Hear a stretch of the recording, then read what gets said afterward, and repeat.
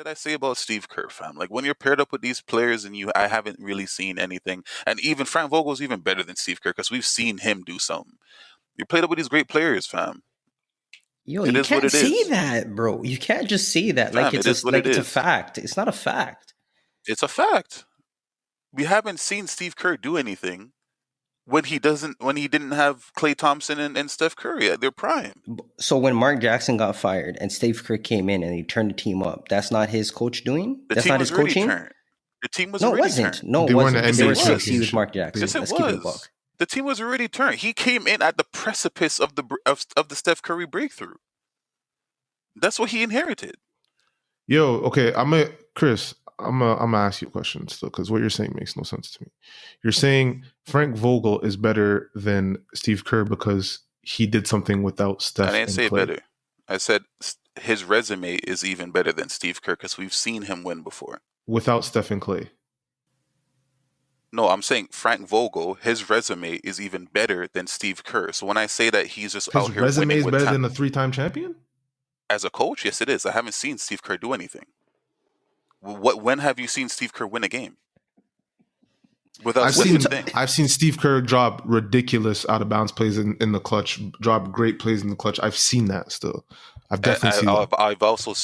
I've also seen Frank Vogel go game 7 with a man said that with Paul George and Paul, I can't remember if it was you or Rob's, but mans weren't trying to rate Paul George. I don't know what the reason was, but he took that team. I think it was Rob's saying that Paul George wasn't piggybacking anybody. He had a whole bunch of, or it was somebody, and he took that team of just a whole bunch of ancillary parts, and he took LeBron James in his absolute peak prime to the brink multiple times. 1 game 6, 1 game 7. That's very credible. Very credible. We all more credible than 3-time champion, fam? And Steve Kerr hasn't done a coaching job like that. So you're telling me he wasn't coaching that team that won the first championship? Like, I feel like man's skipped past those 2 years where they won a championship, went 73-9, and moved like this entire era of the Warriors started when Kevin Durant joined them. It's just weird to me because Steph Curry won his first MVP in Steve Kerr's first season, right? They turned up and became a dynasty when Steve Kerr touched down. Yes, we all acknowledge that Mark Jackson set the absolute foundation and left a lot less work for Steve Kerr than most coaches have when they come in. But that doesn't mean this guy came in and never once coached. When he made the decision to go to Draymond Green instead of David Lee, he wasn't coaching. When he had this team beating teams in the playoffs and then ultimately bleeding the Cavs, although they were beat up in that first championship, he wasn't coaching. That's foolishness. When he brought Iguodala in as a starter in the finals to guard LeBron James, that wasn't a coaching job. Allow that shit. He was already playing 30-something minutes a game. Okay, but he made a decision. And who's playing him 30 minutes a game? He was already fam. Okay, who had the continuity? Who had that bench mob with Landry Barbosa, Sean Livingston, all those guys coming off the bench, accepting a bench role and performing at peak levels whenever they touch court? Who did that? That's his greatest skill. The fact that he can massage player ego. That's what everybody said. So that's his at no greatest point, skill. all those things I just named to you, at no point was he coaching because Steph Curry was averaging 35 and 5 when Steve Kerr touched down. No, he wasn't. Steph Curry's MVP season was averaging 24, and he turned up towards the finals few months of the season. So let's not move like this man came in and touched the Warriors when they were already ready to win a championship. This team was a 6 seed. They were entertaining. They were definitely already they were the foundation. Fam, Mark Jackson cooked all the food, and all Steve Kerr had to do was come in and set the table. That's it. When he left, were they a playoff? Were they a championship favorite? Had said that. I don't even have to go back and forth on that. And I agree with you. But were they a championship team the day Steve Kerr touched the yes. They were favored as champions? They weren't favored. The foundation was there. You asked me, were they a championship team the day he stepped in? Yes, they were. So how are you not going to take Steve Kerr and allow them to say that they elevated them? Okay, so you're saying at no point he coached. So because I did not say at no point he coached. I said the coaching job that he did for that team was not significant for me to be giving him a boatload of credit. Because at the end of the day, I've seen, fam, the same 73-9 or 73-8, whatever they went. My man started the game. My man Luke Walton started 27-0. And what is he doing over on the Kings? Shit in the bed.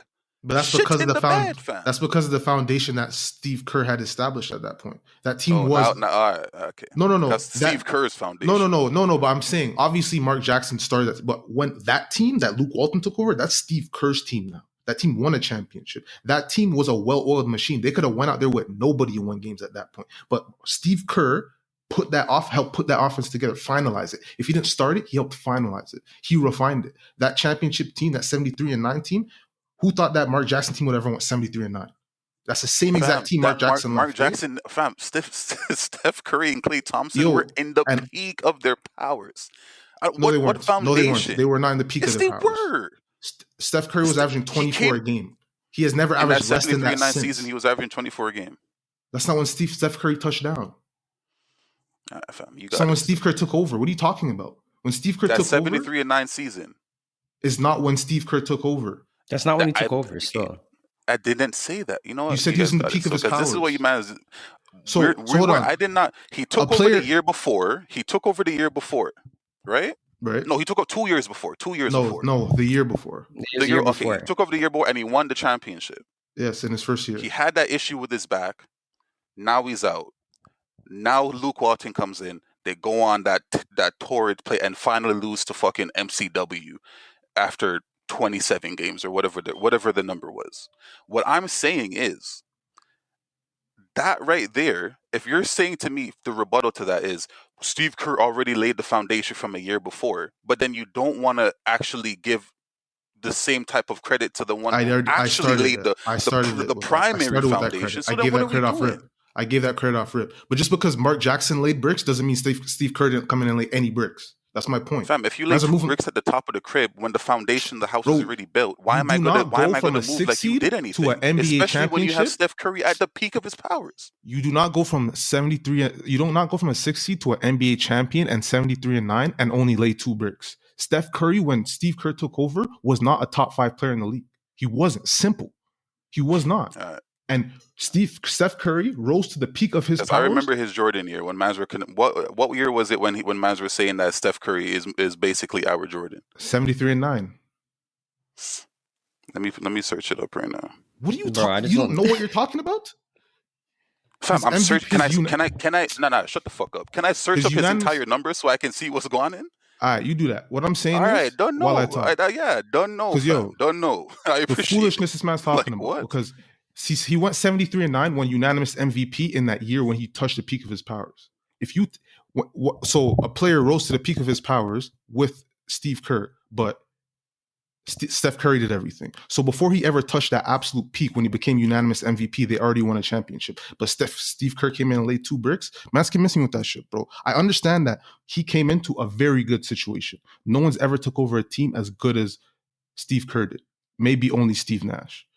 But that doesn't mean he didn't do anything. That doesn't mean he didn't have to coach. These men were not champions before Steve Kerr took over. That doesn't mean they wouldn't have been champions, but it doesn't change the fact that they weren't. It doesn't change the fact that he came in, he helped refine something that was already built, and that in itself is an accomplishment. Because a lot of mans can step in and fuck something up that's already good. Instead, he took it further. And it's that simple. That's a fact, though. Anybody's coaching that team. I don't give a fuck what anybody says. Anybody's coaching that team to what they have Steph Curry, Klay Thompson, Draymond Green when he was Draymond Green, and then you dash. He wasn't Draymond Green. He was a bench man. He was a bench man still.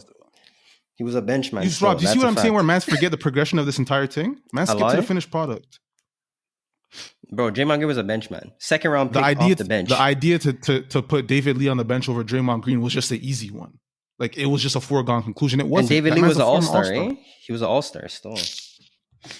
But, we ran over a little bit of time in this heated discussion.